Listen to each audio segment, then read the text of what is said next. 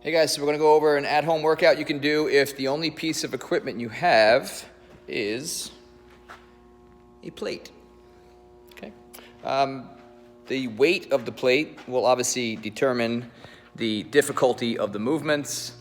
Again, if you have a relatively heavy plate, you could always scale back on the number of repetitions that I prescribe for the workout. If you have a relatively light plate, you could always bump the repetitions up a little bit. You could always add another set. You could always go a little bit slower on the descent. That'll always make the movements more challenging.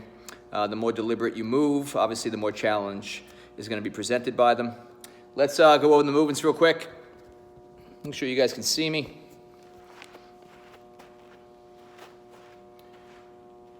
Okay, so the first one is just a Cossack Squat. So you're going to take a super wide stance. Wide enough such that you can still keep your knee tracking properly in the same direction that the foot is pointing. So I'll step back so you guys can see that. You're going to take the plate. There's a number of ways you can hold it. You can just place it over your chest in front. You can kind of hug it like Zercher style. You can place it behind your head and just rest it on top of your back. I'll put it here for now just so you guys can hear and see me. But the squat, what you're going to do essentially is descend down into a lunge on one side, keeping the opposite leg as straight as possible. Get as deep into the lunge as you possibly can. Stand back up, lower back down to the opposite leg. Same idea, descend as deep as you possibly can and stand back up. And it's just nice, slow, controlled, deliberate repetitions, moving seamlessly from one leg to the other. If that presents too much of a challenge in terms of flexibility or strength, you could always just perform a regular lunge. So either stationary, just descend down with one leg behind, one leg in front, push through that front foot. You could also just perform reverse lunges. So step back, tap the back knee to the floor, and come back to standing. All right. Exercise number 2 is just going to be a bent over row using the plate. So with it, the way that we will do it, turn the plate up on its side so it's standing upright. You're actually going to grab it in the hole of the plate. So slide as many fingers through that hole as you possibly can. I can fit like my last 3. Some people might feel more comfortable with their first 3. If you can get all 4 in there, that'd be great, just so it's more secure. You're going to stagger your stance. Keep the back nice and flat. You're actually going to deliberately rotate the hips and trunk to perform the movement. So the plate will start on the ground.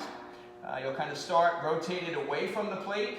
You're going to punch the opposite arm towards the floor as you rotate the trunk and pull the plate into the side. Lower back under control and repeat. Rotate, pull, lower back under control.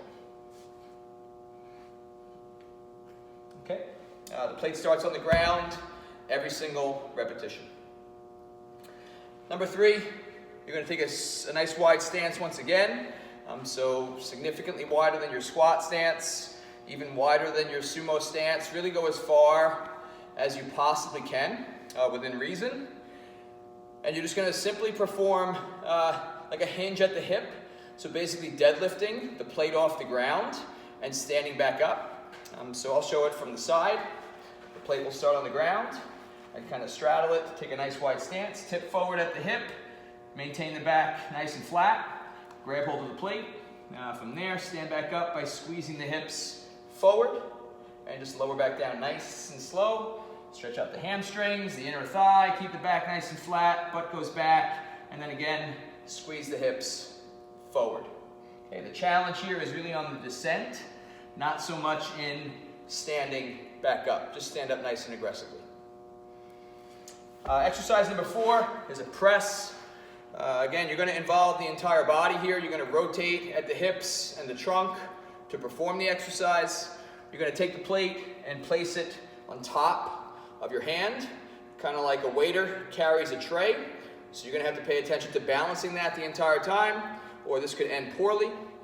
Stagger your stance so the same side leg is back. Opposite arm is going to be out to the side. similar to before, the way that you were punching your opposite arm. Now you're going to pull with your opposite arm towards you and punch the plate up overhead. Lower back under control, rotate the trunk and the hip, and then punch the plate up overhead. Aggressive on the way up and control on the way down.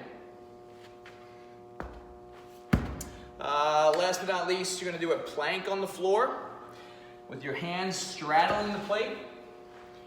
And the goal here is to just maintain a nice rigid body position throughout.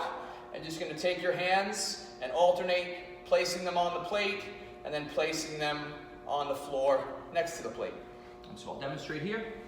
Nice rigid position through the body. Shoulders are down, feet are together, legs are tight, butt is tight. Maintain that plank position as you elevate one hand, place it on top of the plate, place the other hand on top of the plate, and then return the hands back down to the floor. And just try not to let the position of the body change as you move from one position to the other.